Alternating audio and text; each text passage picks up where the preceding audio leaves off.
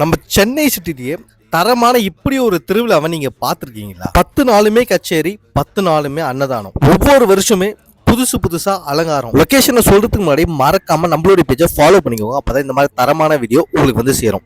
வணக்கம், நான் எங்க இருக்கேன்னு பாத்தீங்கன்னா நம்ம Chennai new Avadi road Ayanavaram water tank main ரோட்ல இருக்கக்கூடிய ஸ்ரீ கங்கையம்மன் ஆலயத்துல தாங்க இருக்கேன். இங்க வரக்கூடிய ஜூன் 1, 2025 தாங்க திருவிழா.